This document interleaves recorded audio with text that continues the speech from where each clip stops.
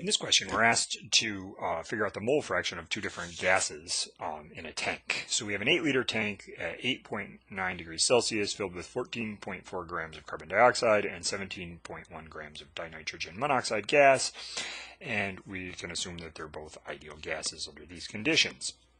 Believe it or not, this information about the volume and the temperature are not needed here because we're not actually going to find the pressure of these gases. Instead, we're only going to find the mole fraction in this question. I believe there's a later question where we'll actually find the partial pressure of the different gases. But here, we just need to find the mole fraction. So essentially, a mole fraction, or a fraction in general, is the same as a percentage, except for you don't multiply by 100. So if we want to find the mole fraction, we need to convert these grams to moles. So starting with 14.4 grams of CO2, we convert it to moles times 1 mole of CO2 on the top, 44.01 grams of CO2 on the bottom, which we got from the periodic table, a carbon and 2 oxygens, and we get 0.327198 moles of, in this case, CO2. We need to repeat this exact same thing for dinitrogen monoxide.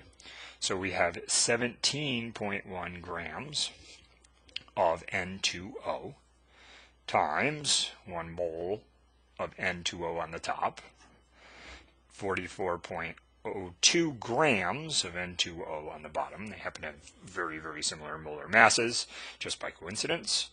And we get there 0.388460 moles of N2O. So now we have the number of moles.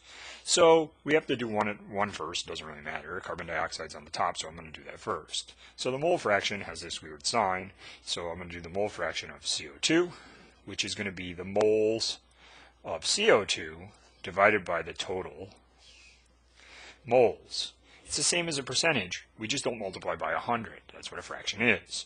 So in this case, the moles of CO2, we just found, 0.327198 moles, and then divided by the total number of moles, which is the moles of CO2, 0.327198 moles, plus the number of moles of N2O, which is 0.388460 moles, and then when we do that math, we get 0.457 as the mole fraction. Another way to say this is 45.7%. However, we don't want a percent, we want a fraction.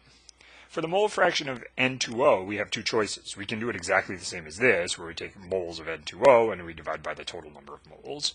Or, because there's only two gases, the total has to be 1, or if there's a percentage, 100%. So, in this case, the mole fraction of N2O is equal to 1, the mole fraction of both of them combined, minus the mole fraction of CO2. And you can only do this if there's only two gases. If there was 3 gases, this wouldn't work. You'd have to know 2 of them, and then you could do it for the third. It would be 1 minus the other 2. But in this case, we get 1 minus 0.457, which is equal to 0.543. So now we have the mole fraction of carbon dioxide, 0.457, and the mole fraction of N2O, which is 0.543. And again, if you wanted to, you could calculate the mole fraction of N2O exactly the same way as we did CO2, and you will get the same answer.